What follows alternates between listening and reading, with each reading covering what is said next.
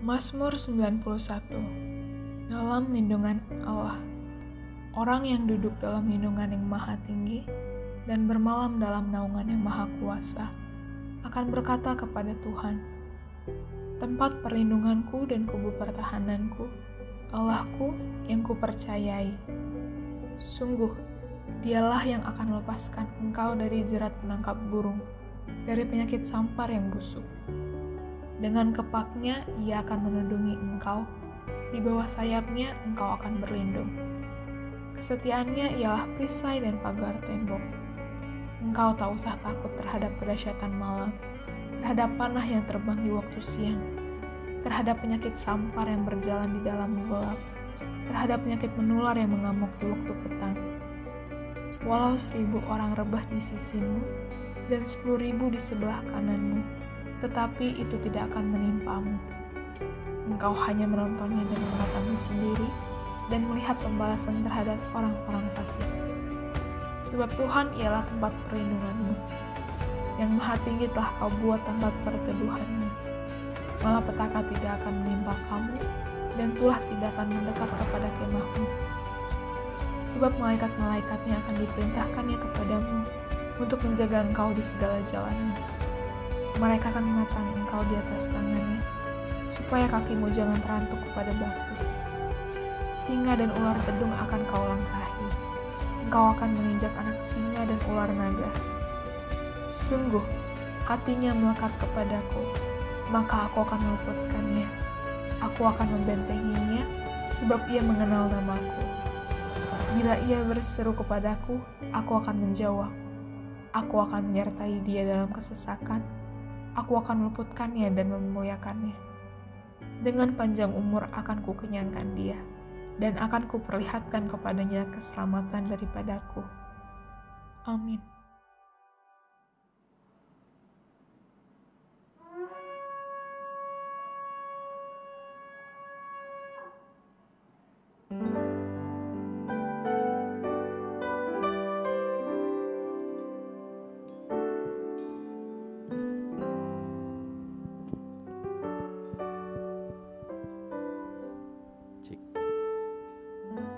Baik, kita akan mulai ibadah kita pada sesi yang kedua siang hari ini, Bapak Ibu Saudara. Sebelumnya saya ingin menyapa Bapak Ibu Saudara yang di tempat ini. Shalom Saudara. Saya rindu melihat tangan-tangan yang siap untuk memuji dan menyembah Tuhan. Shalom Saudara. Haleluya. Apa kabar Saudara? Luar biasa ya. Dan kita percaya bahwa Tuhan hadir di tengah-tengah kita berada saat ini Saudara. Untuk itu mari siapkan hati kita. Kita siap untuk memuji dan menyembah Tuhan.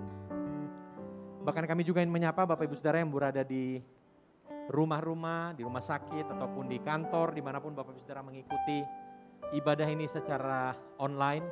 Percayalah Tuhan juga hadir di sana dan Tuhan siap melawat Bapak Ibu Saudara. Dan kita akan masuk dalam perjamuan, jadi Bapak Ibu Saudara bisa mempersiapkan roti dan anggur dimanapun Bapak Ibu Saudara berada. Baik, saya jemput kita untuk bangkit berdiri bersama-sama Bapak Ibu Saudara yang kasih Tuhan. Mari kita mengambil waktu untuk bersatu teduh sejenak di hadapan Tuhan. Bersyukur untuk segala kasih dan setia Tuhan dalam kehidupan kita. Kalau kita itu semua karena kebaikan Tuhan. Itu semua karena kasih setia Tuhan. Terima kasih Tuhan Yesus, terima kasih. Bapak, kami datang kepadamu Tuhan di siang hari ini. Kami bersyukur untuk kasih setiamu dalam kehidupan kami. Kami bersyukur untuk pertolongan-Mu dalam kehidupan kami. Kami bersyukur Tuhan untuk kasih-Mu yang begitu besar dalam kehidupan kami. Sebentar kami akan sama-sama masuk di dalam ibadah. Biarlah Tuhan hadir di tengah-tengah kami, melawat setiap kami Tuhan. Kami percaya ada kuasa yang dahsyat, kuasa yang luar biasa dalam ibadah hari ini Tuhan. Yang sakit disembuhkan, yang lemah dikuatkan, yang terikat mengalami pembebasan. Di dalam nama Tuhan Yesus Kristus. Kami siap memberikan yang terbaik bagi Tuhan untuk kemuliaan nama Tuhan. Di dalam nama Tuhan Yesus, maka setiap kita yang percaya dan siap beribadah kita sama-sama berkata, amin. Ayo berikan tepuk tangan yang paling meriah bagi Tuhan, Saudara. Seberapa banyak kita yang percaya bahwa Tuhan itu baik, Saudara. Yang percaya Tuhan itu baik, katakan amin. Sebab Dia baik untuk selama-lamanya. Ayo sama-sama kita bertepuk tangan, Saudara. Kita mau memuji Tuhan. Tuhan. Kita mau memiliki nama Tuhan. Kita berikan yang terbaik bagi Tuhan. Sebab Dia baik untuk saudara dan saya. Haleluya.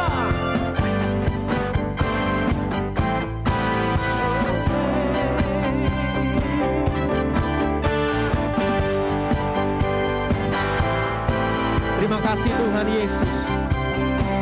Mari sama-sama katakan. Memasuki gerbangnya Tuhan dengan hati yang bersyukur, ku bersorak memuji Tuhan. Dialah sukacitaku, sebab Dia baik, Dia sungguh baik. Kasih setianya untuk selamanya, sebab Dia baik, Dia sungguh baik. Kasih setianya kekal, sebab Dia baik, Dia sungguh baik. Amin. Kasih setianya untuk selamanya, sebab Dia baik, Dia sungguh baik. Kasih setianya kekal selamanya. Ayo sama-sama kita berikan tepuk tangan yang paling meriah bagi Tuhan Yesus, saudara. Terima kasih Tuhan Yesus, Kau baik bagi kami. Kami mau menyanyikan pujian bagi-Mu ya Tuhan. Menyanyikan pujian bagi Dia dengan hati yang bersyukur. Ku rasakan kebaikannya di sepanjang, ayo sama-sama katakan, sebab Dia baik, Dia sungguh baik. Kasih setianya untuk selamanya, sebab Dia baik, Dia sungguh baik. Kasih setianya kekal, sebab Dia baik, Dia sungguh baik. Kasih setianya untuk selamanya, sebab Dia baik, Dia sungguh baik. Kasih setianya kekal, kasih-Nya tak pernah berubah, dulu sekarang dan selamanya. Terpujilah Tuhan, terpujilah Yesus, terpujilah Tuhan, terpujilah Yesus, Tuhan, terpujilah Yesus. Sebab Dia baik, Dia sungguh baik. Kasih setianya untuk selamanya, sebab Dia baik, Dia sungguh baik. Kasih saya mau lihat tangannya sama-sama. Sebab Dia baik, Dia sungguh baik. Kasih setianya untuk selamanya, sebab Dia baik, Dia sungguh baik. Ayo sekali lagi kita mau sama-sama katakan, sebab Dia baik, sebab Dia baik, Dia sungguh baik. Kasih setianya untuk selamanya, sebab Dia baik, Dia sungguh baik. Kasih setianya kekal, kasih setianya kekal, kasih setianya kekal selamanya. Terima kasih Tuhan Yesus, Engkau baik bagi kami. Yang percaya sama-sama katakan amin. Sekali lagi saya mau bertanya saudara, siapa yang percaya bahwa Tuhan itu baik saudara? Coba lihat kanan kirinya, enggak usah disalam saudara, tapi bilang Tuhan itu baik. Tuhan itu baik. Yang percaya Tuhan itu baik, berikan tepuk tangan dong yang paling meriah bagi Tuhan. Dia mati untuk saudara, Dia bangkit bagi saudara dan saya. Terima kasih Tuhan Yesus, luar biasa bagi kami Tuhan.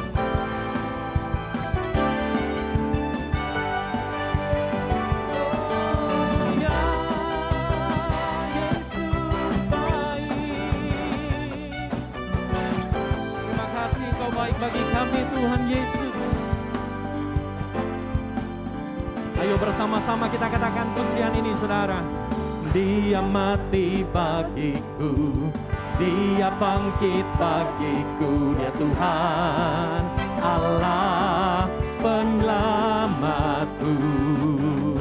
Kuasa maut dikalahkan, hidupku dipulihkan, Dia Tuhan Allah kemenanganku. Sama-sama katakan, Dia sungguh baik, Dia sangat baik. Yesus, Dia baik. Engkau baik Tuhan, sungguh baik. Yesus, Dia baik bagiku. Dia ada di dalamku, bergerak di hidupku. Dia ada di dalamku, bergerak di hidupku. Ya Tuhan, Allah kekuatan, Dia penuhi hatiku dengan kuasa kasih-Nya. Dia Tuhan, Allah kemenangan. Ayo sama-sama jempolnya diangkat saudara. Dia sungguh, Dia sangat baik. Yesus, Dia baik, Dia baik.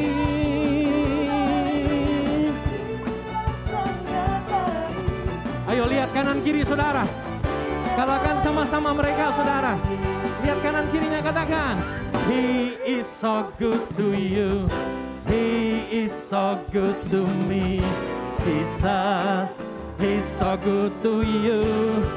Bilang saudara, katakan haleluya. He is so good to you. Terima kasih Tuhan. Jesus, He's so good to you and me. He's so good, He is so good to you, He is so good to me.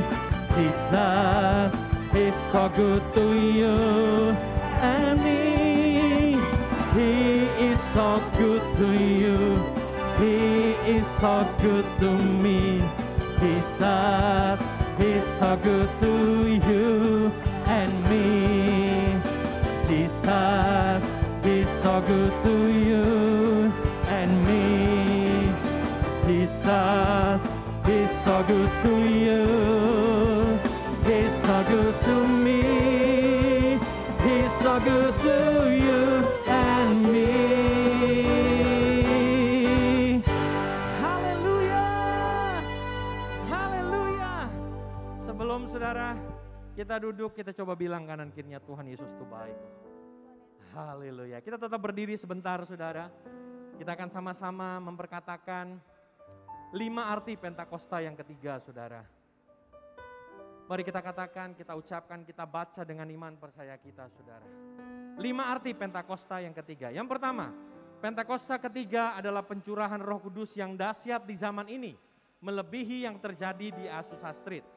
Yang kedua, Pentakosta ketiga akan mengakibatkan penuaian jiwa yang terbesar dan terakhir sebelum Tuhan Yesus datang kembali.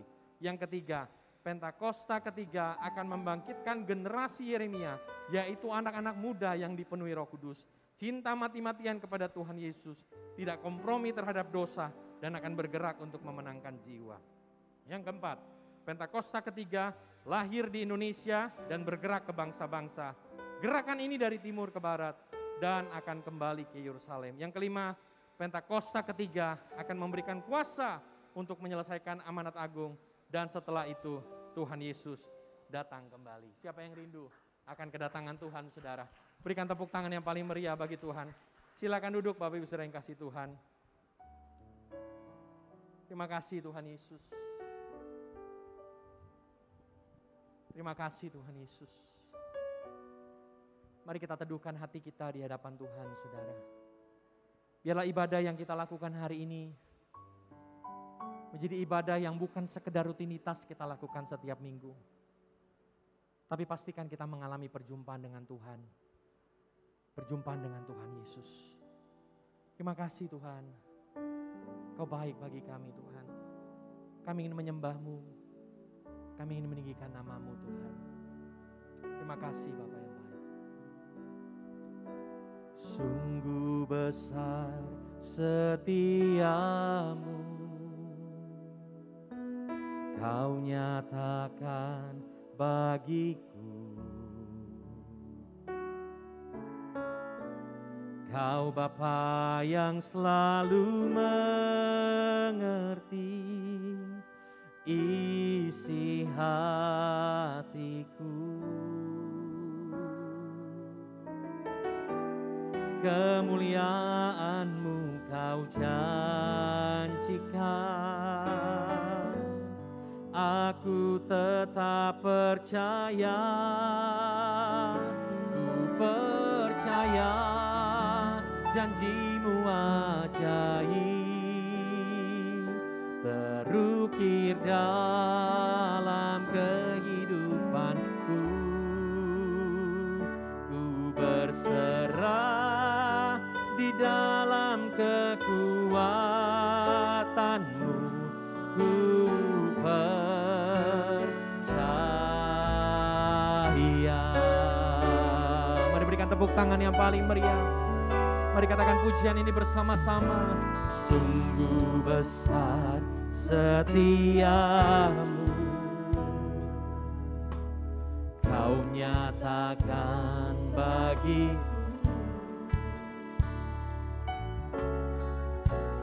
Kau Bapa yang selalu mengerti isi hatiku. Kemuliaan-Mu Tuhan.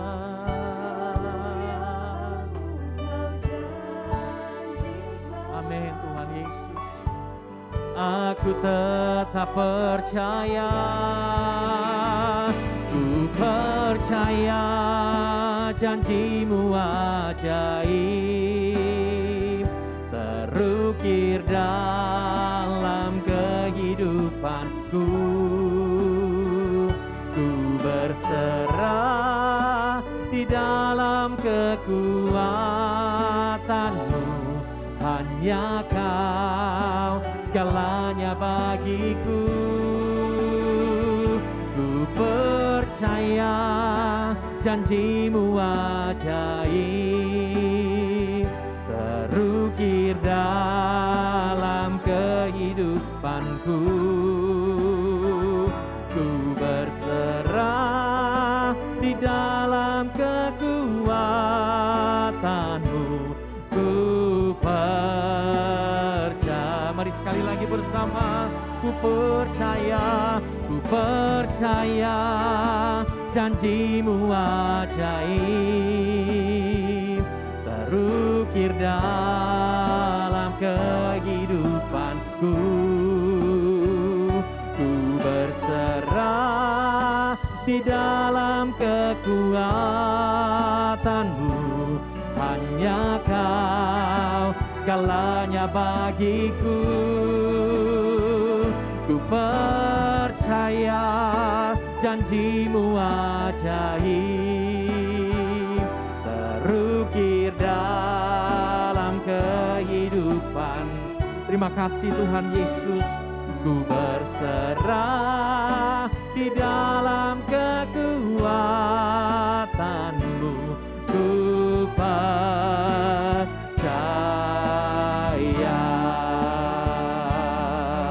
Mari angkat tanganmu bersama-sama dan kita katakan, tak akan ku takut, tak akan ku gentar. Kaulah imanku, Kaulah Tuhanku. Tak akan ku ragukan kebaikan-Mu di hidupku.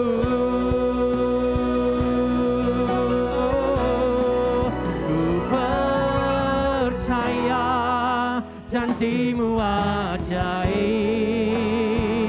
terukir dalam kehidupanku.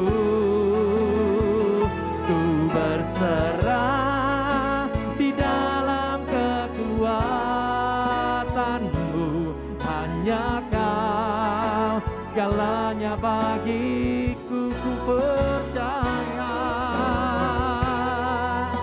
janji-Mu ajaib, terukir dalam kehidupanku. Ku berserah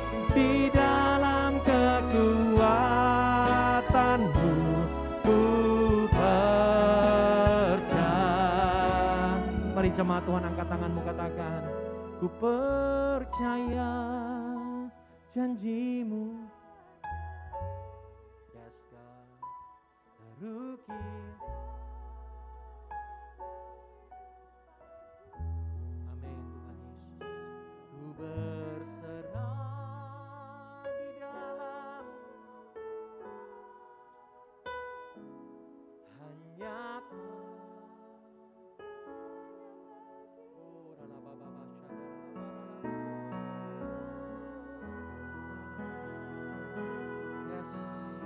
ajaib bagi kami Tuhan Yesus. Amin Tuhan. Yes. Di dalam kekuatan. Terima kasih Tuhan. Ku percaya janjimu ajaib, terukir dalam kehidupanku. Ku berserah di dalam kekuatanmu, hanya Kau segalanya bagiku. Ku percaya janjimu ajaib, terukir dalam kehidupanku. Ku berserah di dalam kekuatanmu. Ku percaya, ku berserah Tuhan, ku berserah di dalam kekuatanmu. Ku percaya, ku berserah di dalam kekuatanmu. Ku percaya.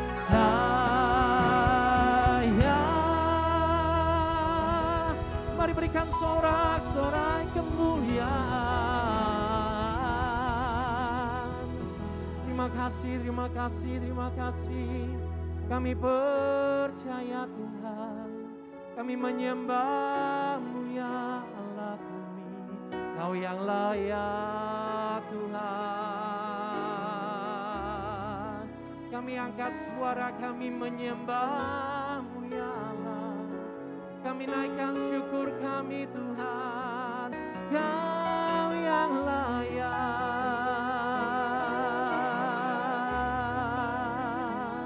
Mari agungkan namanya, mari tinggikan Dia, mari besarkan namanya.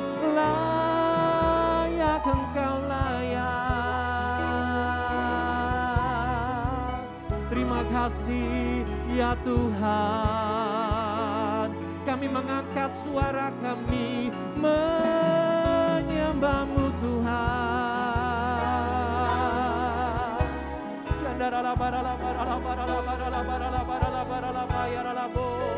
Kami muliakan Engkau ajaib, mulia.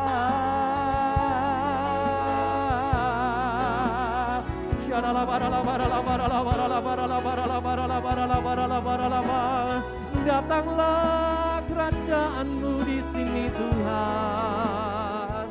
Kami sembah Engkau, kami muliakan nama-Mu Tuhan. Mari angkat suaramu, mari tinggikan namanya, mari besarkan namanya.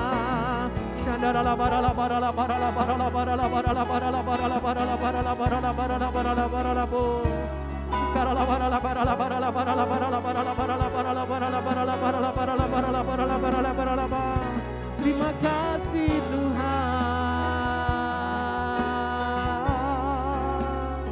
Yesus, Kau mulia. Haleluya.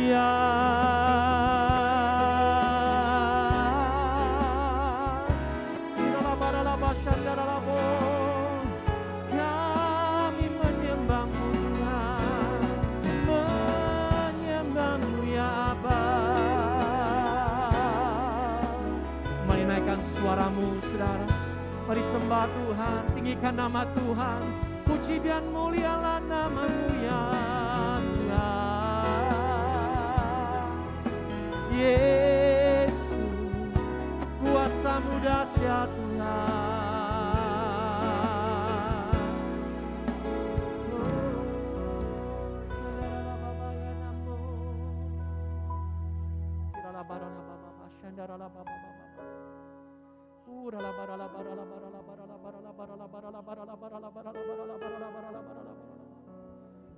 Mari datang lebih dalam lagi dalam hadirat-Nya, saudara.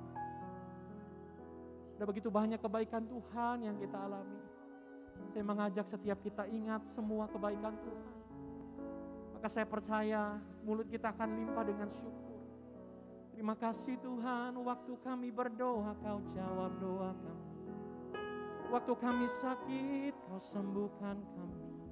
Waktu kami takut Kau kuatkan kami Tuhan. Mari saudara naikkan penyembahmu kepada Tuhan saudara. Bersyukur. Kami mau bersyukur kepadamu ya Tuhan. Terima kasih ya Tuhan. Engkau baik Tuhan. Engkau sangat baik Tuhan.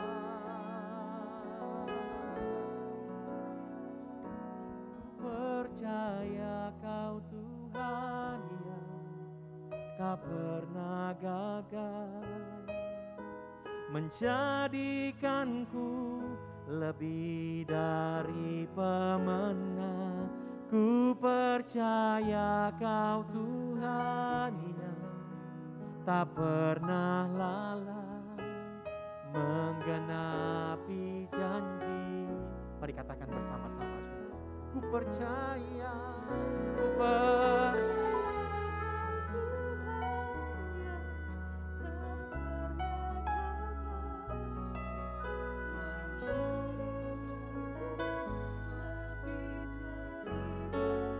Yes Lord. Amin Tuhan. Menepati janji-Mu. Mari kita bangkit berdiri bersama.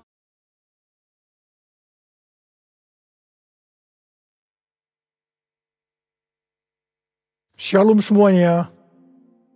Yesaya 32 ayat 15 sampai dengan 17 berkata, sampai dicurahkan kepada kita roh dari atas, maka padang gurun akan menjadi kebun buah-buahan, dan kebun buah-buahan itu akan dianggap hutan. Di padang gurun selalu akan berlaku keadilan, dan di kebun buah-buahan akan tetap ada kebenaran. Di mana ada kebenaran, di situ akan tumbuh damai sejahtera. Dan akibat kebenaran ialah ketenangan dan ketentraman untuk selama-lamanya. Sesuai dengan Yesaya 32 ayat 15 yang berkata, sampai dicurahkan kepada kita roh dari atas, maka padang gurun akan berubah menjadi kebun buah-buahan. Ini bisa diartikan bahwa orang Kristen padang gurun akan menjadi orang Kristen kebun buah-buahan hanya kalau ada pencurahan roh dari atas. Jadi, hanya kalau ada pencurahan roh dari atas, maka orang Kristen padang gurun akan berubah menjadi orang Kristen kebun buah-buahan. Dikatakan bahwa di padang gurun selalu berlaku keadilan, sedangkan di kebun buah-buahan tetap ada kebenaran. Jadi, tanda bahwa seseorang itu Kristen padang gurun adalah kalau selalu memberlakukan keadilan. Sedangkan kalau orang itu adalah Kristen kebun buah-buahan, selalu melakukan kebenaran. Gigi ganti gigi, mata ganti mata. Ini adalah keadilan. Tetapi Tuhan Yesus berkata, janganlah kamu melawan orang yang berbuat jahat kepadamu, melainkan siapapun yang menampar pipi kananmu, berilah juga kepadanya pipi kirimu. Kalau ada orang yang hendak mengadukan engkau karena mengingini bajumu, serahkanlah juga jubahmu. Dan barang siapa yang memaksa engkau berjalan sejauh 1 mil, berjalanlah bersama dia sejauh 2 mil. Ini adalah kebenaran. Kasihilah sesama manusia dan bencilah musuhmu. Ini adalah keadilan. Tetapi Tuhan Yesus berkata, kasihilah musuhmu dan berdoalah bagi mereka yang menganiaya kamu. Ini adalah kebenaran. Kalau kita melakukan kebenaran, maka kita akan mengalami damai sejahtera, ketenangan, dan ketentraman untuk selama-lamanya. Bukankah ini yang kita cari selagi masih ada di dalam dunia ini? Karena itu kita harus selalu berdoa. Curahkan Roh Kudus-Mu ya Tuhan. Penuhi aku dengan Roh-Mu, supaya aku selalu melakukan kebenaran. Seperti yang dikatakan dalam Yohanes 4 ayat 23 dan 24. Bahwa Allah itu Roh. Dan barang siapa menyembah Dia, harus menyembahnya dalam roh dan kebenaran. Karena itu, Bapa menghendaki, Bapa mencari penyembah-penyembah benar, yaitu mereka yang menyembah Bapa dalam roh dan kebenaran. Ingat, jangan sampai kita menyembah Bapa dalam roh dan keadilan. Bukan rahasia lagi bahwa ada orang-orang yang berbahasa roh, tetapi mereka adalah Kristen padang gurun yang selalu memberlakukan keadilan. Hatinya kotor oleh kemarahan, oleh sakit hati, oleh kepahitan. Ini bukan penyembah-penyembah benar. Ini bukan penyembah-penyembah yang dikehendaki oleh Bapa. Ini bukan penyembah-penyembah yang dicari oleh Bapa. Kalau kita adalah penyembah-penyembah benar yang menyembah Bapa dalam roh dan kebenaran, pasti penyembahan kita benar di hadapan Tuhan. Sesuai dengan 2 Timotius 2 ayat 3 sampai dengan 7. Maka kita sebagai orang percaya, yaitu penyembah-penyembah benar, juga diajak ikut menderita bersama Kristus. Sebagai seorang penyembah benar, yang pertama, kita diibaratkan sebagai seorang prajurit yang baik dari Tuhan Yesus Kristus. Seorang prajurit yang sedang berjuang tidak memusingkan dirinya dengan soal-soal penghidupannya. Supaya dengan demikian, ia berkenan kepada komandannya. Di sini, sebagai penyembah benar, kita diajarkan bahwa prioritas utama kita adalah hidup berkenan di hadapan Tuhan. Hidup untuk menyenangkan hatinya Tuhan. Memikirkan soal-soal penghidupan adalah nomor berikutnya. Hal yang kedua, kita sebagai penyembah benar diibaratkan sebagai seorang olahragawan. Seorang olahragawan hanya dapat memperoleh mahkota sebagai juara apabila bertanding menurut peraturan-peraturan olahraga. Sebagai penyembah benar, kita tidak sekedar hanya masuk surga, tetapi masuk surga dengan mendapatkan mahkota. Katakan amin. Untuk itu, kita harus hidup berdisiplin sesuai dengan kebenaran firman Tuhan dan rela mengorbankan hal-hal yang menghalangi kita untuk mendapatkan mahkota, termasuk mungkin hobi-hobi kita. Yang ketiga, sebagai penyembah benar diibaratkan sebagai petani yang harus siap bekerja keras dalam pengharapan akan tuaian, meskipun dalam waktu yang relatif lama. Dalam Titus 3 ayat 8 dikatakan, kita harus berusaha sungguh-sungguh melakukan pekerjaan yang baik. Artinya kita harus bekerja keras. Kita juga harus berusaha sungguh-sungguh supaya kita kedapatan tidak bercacat celah pada waktu kedatangannya.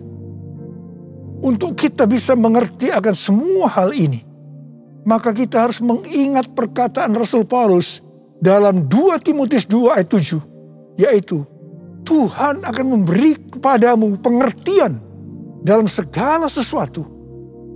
Saya juga berdoa agar kita semua mengerti makna ajakan untuk ikut menderita bersama Kristus. Sebagai penyembah-penyembah benar, kita juga harus mengikuti tiang awan dan tiang api. Kalau mereka bergerak, kita juga harus bergerak. Kalau mereka diam, kita juga harus diam. Pada waktu zaman Musa, tiang awan dan tiang api bisa dengan waktu yang lama berada di satu tempat. Tetapi ada kalanya hanya beberapa jam saja. Mungkin mereka kadang-kadang tidak bisa mengerti. Tapi satu hal yang mereka lakukan, mereka taat untuk mengikuti gerakan tiang awan dan tiang api. Hal yang seperti ini yang juga kita harus lakukan sekarang dengan mengikuti tuntunan Roh Kudus. Bapa di surga, ku puji nama-Mu. Bapa di surga, ku puji nama-Mu. Ku cinta, ku puja, ku sembah selamanya. Bapa di surga, ku puji nama-Mu. Bapa di surga, ku puji nama-Mu. Bapa di surga, ku puji nama-Mu. Ku cinta, ku puja, ku sembah selamanya. Bapa di surga, ku puji nama-Mu.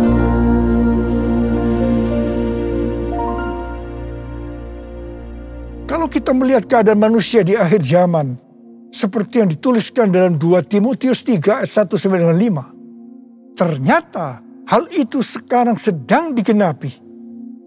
Dikatakan, ketahuilah bahwa pada hari-hari terakhir akan datang masa yang sukar. Manusia akan mencintai dirinya sendiri dan menjadi hamba uang. Mereka akan membual dan menyombongkan diri. Mereka akan menjadi pemfitnah. Mereka akan berontak terhadap orang tua dan tidak tahu berterima kasih. Tidak memperdulikan agama. Tidak tahu mengasihi. Tidak mau berdamai. Suka menjelekkan orang. Tidak dapat mengekang diri. Garang. Tidak suka yang baik. Suka mengkhianat. Tidak berpikir panjang. Berlagak tahu. Lebih menuruti hawa nafsu daripada menuruti Allah. Secara lahiriah, mereka menjalankan ibadah mereka. Tetapi pada hakikatnya, mereka memungkiri kekuatannya. Jauhilah mereka itu. Mereka ini adalah orang-orang Kristen padang gurun. Karena itu sekali lagi, hanya pencurahan roh yang dari atas, yang artinya pencurahan Roh Kudus yang dahsyat dari Pentakosta ketiga, sangat diperlukan hari-hari ini untuk menjadikan orang Kristen padang gurun menjadi orang Kristen kebun buah-buahan. Buku yang ditulis oleh Michael L. Brown yang diterbitkan pada tanggal 19 Oktober 2021 yang lalu dengan judul Revival or We Die. A Great Awakening is our only hope. Kebangkitan atau kita mati. Kebangunan besar adalah harapan kita satu-satunya. Buku ini berbicara tentang keadaan kekristenan di Amerika. Kesimpulan dari buku ini adalah sebagai berikut. Amerika diambang kehancuran. Harapan satu-satunya adalah lawatan kuasa dan hadirat Allah. Dr. George Barna merilis hasil survei tentang anak muda di Amerika pada tanggal 6 Juni 2021. Dikatakan bahwa pelayanan Kristen yang dipraktikkan oleh gereja dalam 5 dekade terakhir tidak akan efektif untuk generasi anak-anak muda yang disebutkan sebagai generasi yang berbeda. Mereka ini tidak peduli terhadap bangsa Amerika.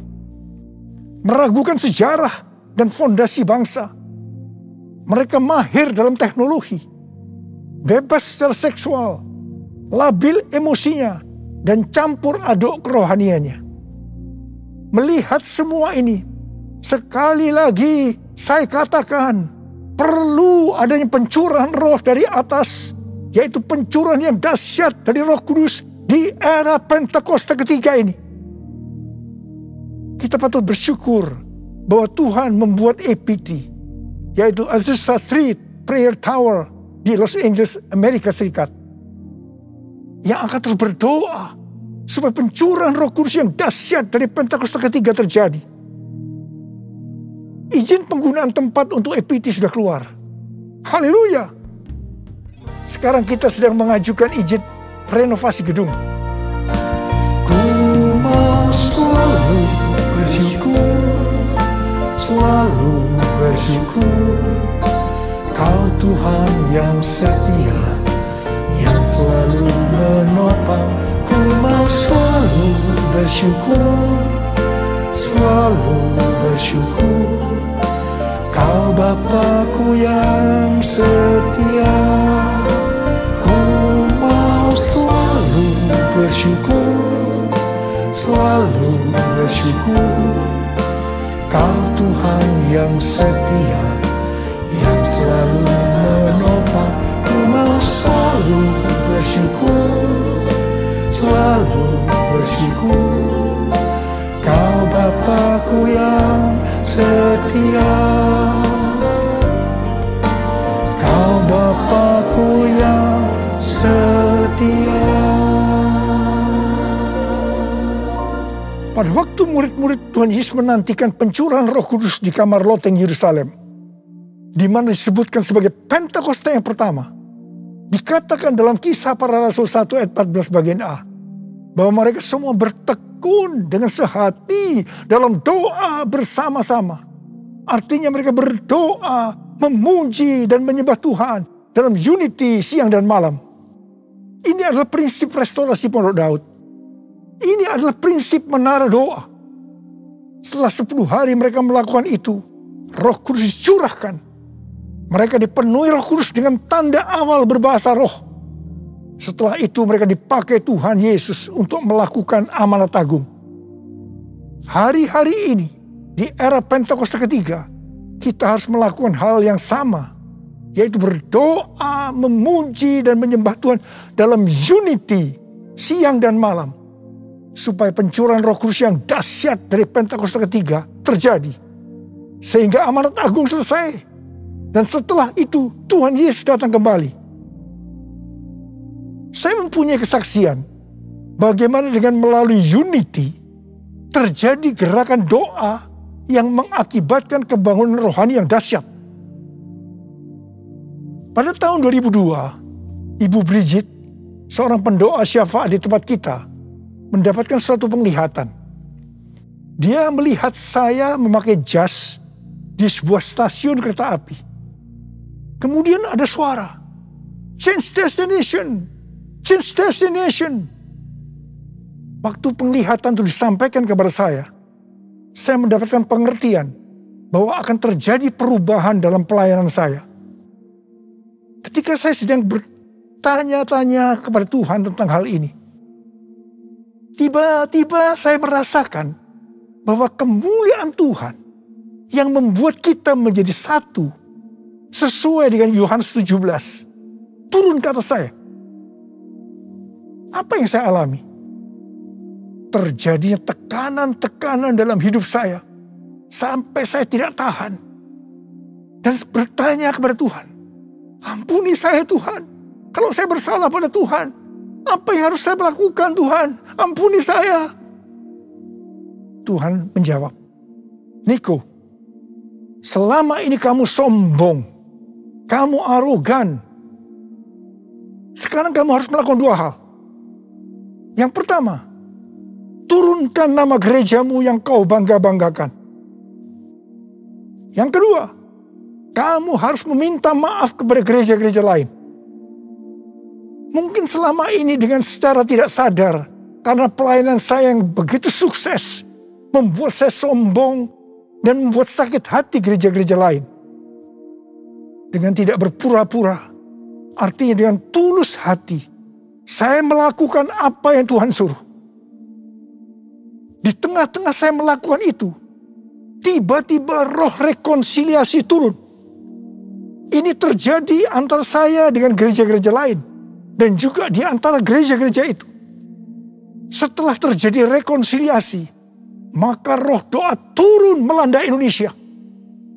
Saya ingat bagaimana para pemimpin gereja sering berkumpul untuk berdoa bersama-sama. Rumah-rumah doa yang tadinya hanya berada di beberapa kota saja, tiba-tiba menjadi ratusan kota. Tahun 2003 diadakan NPC, yaitu National Prayer Conference di Gelora Bung Karno. Yang mana ini belum pernah terjadi di Indonesia. Pada waktu terjadi gerakan doa itu, tiba-tiba saya sakit alergi. Saya tidak bisa makan makanan yang enak, sebab banyak bumbu-bumbu makanan yang tidak bisa saya makan. Tiba-tiba Tuhan itu berkata kepada saya, "Kamu sedang puasa Daniel."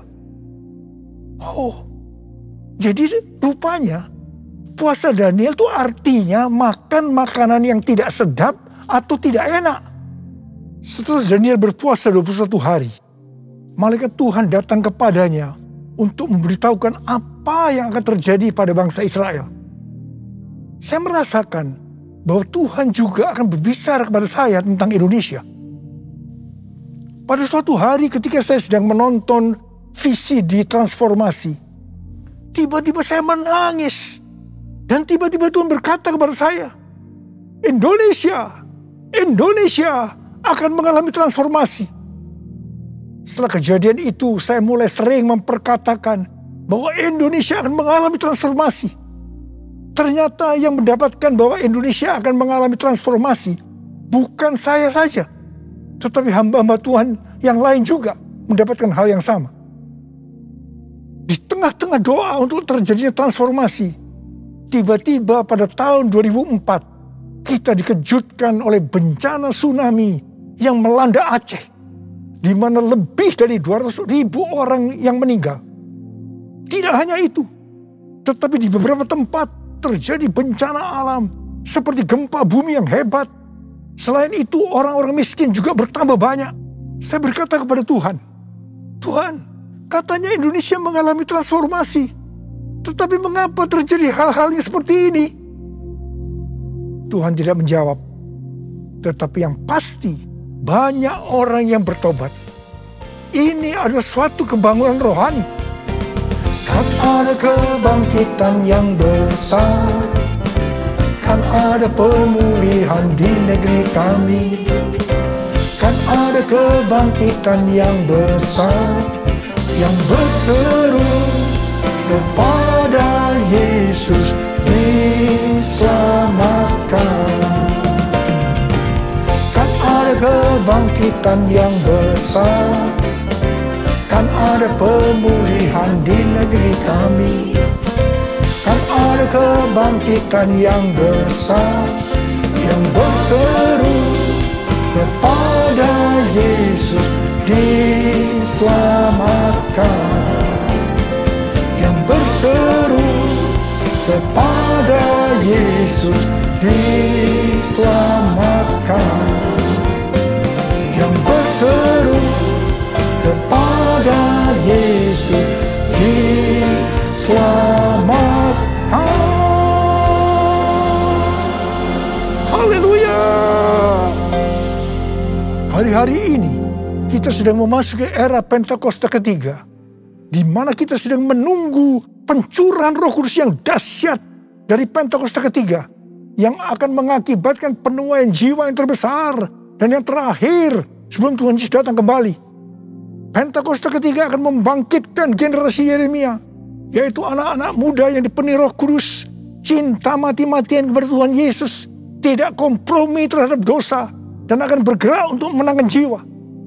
Pentakosta ketiga akan memberikan kuasa untuk menyelesaikan amanat agung. Kita yang merindukan hal ini terjadi, maka kita harus melakukan seperti yang terdapat dalam Kisah Para Rasul 1 ayat 14a tadi, yaitu berdoa, memuji, dan menyembah Tuhan dalam unity siang dan malam. Ini adalah prinsip restorasi Pondok Daud. Ini adalah prinsip menara doa. Seperti yang kita alami pada zaman transformasi Indonesia. Maka pada zaman ini, Tuhan meminta agar gerejanya menjadi satu. Gerejanya unity. Kalau pada saat itu gereja GBI Gatot Subroto yang dipakai untuk rekonsiliasi di antara gereja-gereja sehingga terjadi unity, maka hari-hari ini hal yang serupa Tuhan meminta agar gereja-gereja tidak hanya memikirkan dirinya sendiri. Seperti yang saya lakukan pada waktu itu. Di mana saya diminta untuk meminta maaf. Sehingga terjadi rekonsiliasi.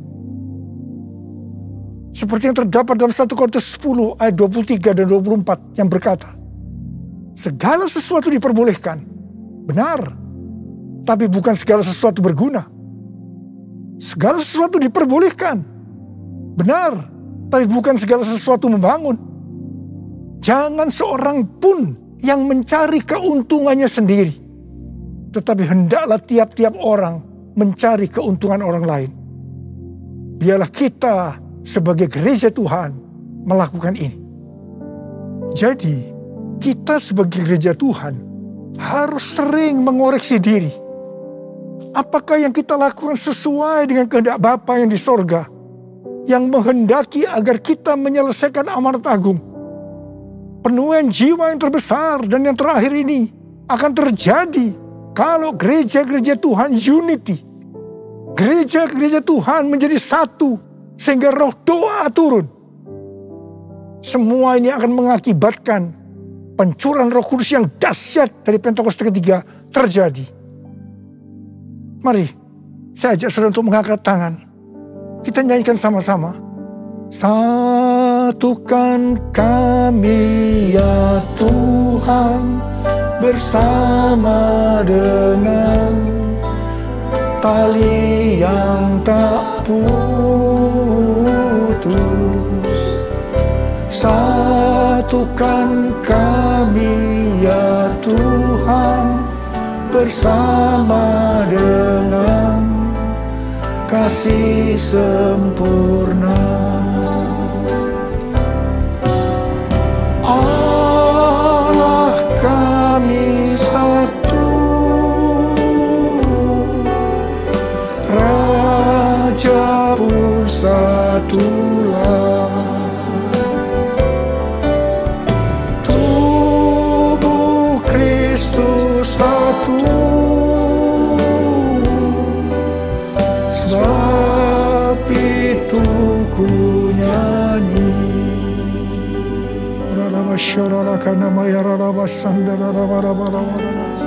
Oh Tuhan, ya Tuhan, aku berdoa saat ini ya Tuhan, jadikan gerejamu Tuhan menjadi satu, unity ya Tuhan. Aku berdoa buat anak-anakmu, gereja-gerejamu agar mereka unity. Oh Tuhan, terima kasih, curahkan rohmu saat ini. Curahkan rohmu ya Tuhan. Curahkan rohmu. Oh Rabba-Rabba membuat hati kami menjadi lembut ya Tuhan. Oh Rabba-Rabba. Mari kita nyanyikan sekali lagi.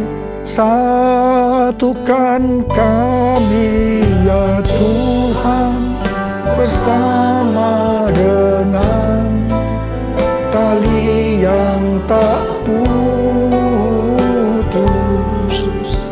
Satukan kami ya Tuhan bersama dengan kasih sempurna.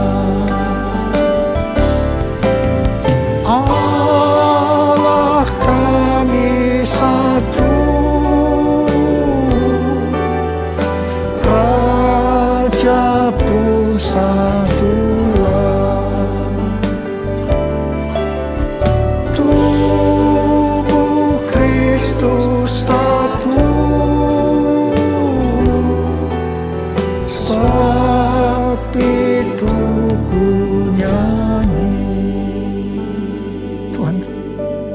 Tuhan Yesus, Engkau baik. Tuhan Yesus, Engkau baik. Terima kasih buat pesan-pesan-Mu kepada kami semua. Terima kasih ya Tuhan, terima kasih. Dalam nama Yesus berdoa, terima kasih. Amin. Saudara-saudara, kita akan masuk ke dalam perjamuan kudus. Kita akan mengingat ayat ini.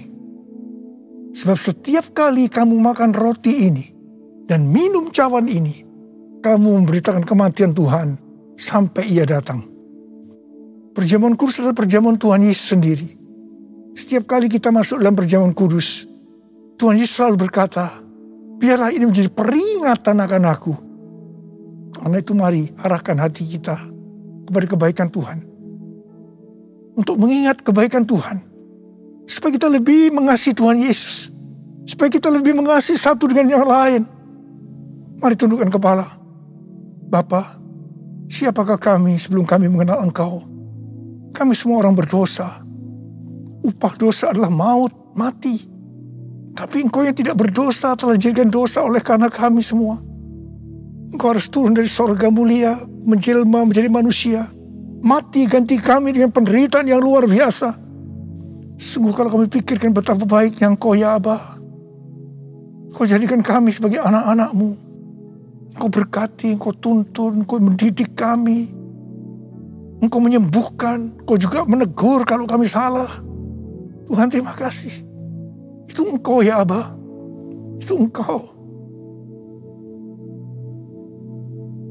Tuhan akan memberkati kita semua melalui perjamuan kudus. Tapi Tuhan mau kita makan dan minum dengan cara yang benar. Karena itu masing-masing introspeksi. Lihat keadaan dirimu sekarang. Kalau ada hal-hal yang selama ini belum diselesaikan dengan Tuhan. Dan Tuhan ingatkan itu. Langsung mari kita minta ampun. Ampuni saya Tuhan. Ampuni saya Tuhan. Ampuni. Minta ampun. Kau melihat ya Abah. Kau melihat mereka anak-anak-Mu yang sedang berdoa untuk minta ampun padamu. Kau mengampuni ya Tuhan. Layakkan kami untuk masuk dalam perjamuan kudus. Terima kasih ya Abah. Terima kasih. Kami akan masuk dalam perjamuan kudus dengan hati yang penuh ucapan syukur. Dalam nama Yesus kami berdoa. Amin.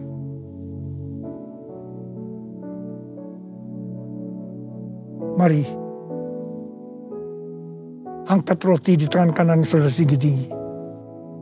Sebab apa yang telah kuteruskan kepadamu telah aku terima dari Tuhan. Yaitu bahwa Tuhan Yesus pada malam waktu Ia diserahkan mengambil roti. Dan sesudah itu Ia mengucap syukur atasnya. Dia memecah-mecahkannya dan berkata, inilah tubuhku yang diserahkan bagi kamu. Perbuatlah ini menjadi peringatan akan aku. Saudara dikasih Tuhan, bukankah roti yang kita pecah-pecahkan ini adalah persekutuan kita dengan tubuh Kristus? Mari kita makan dalam nama Yesus.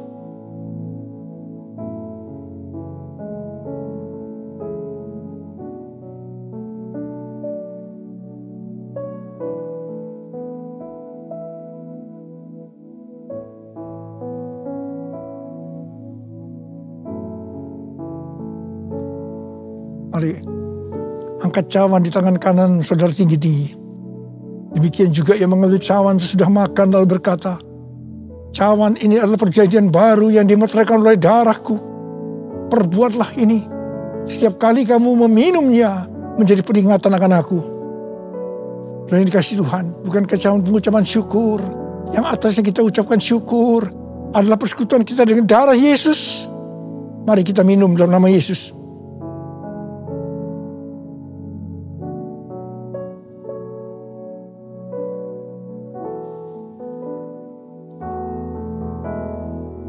Mari angkat tangan kita di hadapan Tuhan. Ucapkan syukur. Dengan suara, jangan diam. Tuhan terima kasih. Tuhan terima kasih. Terima kasih ya Tuhan. Terima kasih. Oh terima kasih ya Tuhan. Terima kasih. Tuhan terima kasih. Tuhan terima kasih. Tuhan terima kasih. Terima kasih. berdoa buat anak-anak-Mu. Ya Tuhan, kalau ada yang sakit, Engkau yang menyembuhkan mereka.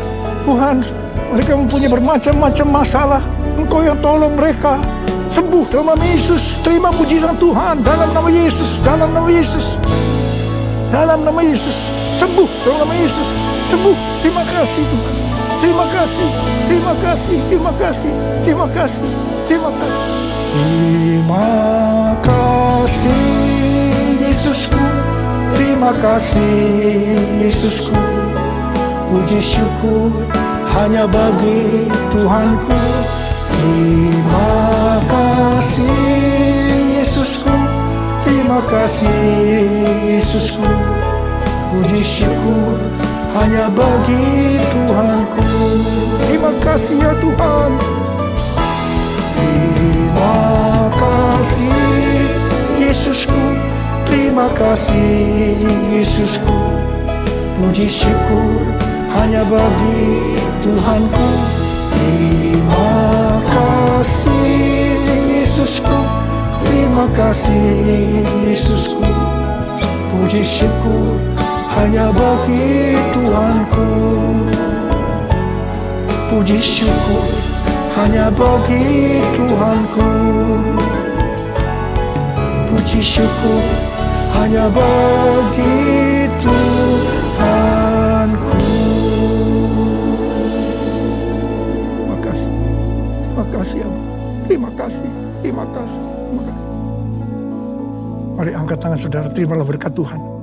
Kasih karunia yang berlimpah-limpah daripada Allah Bapa dalam Anak yang tunggal Yesus Kristus.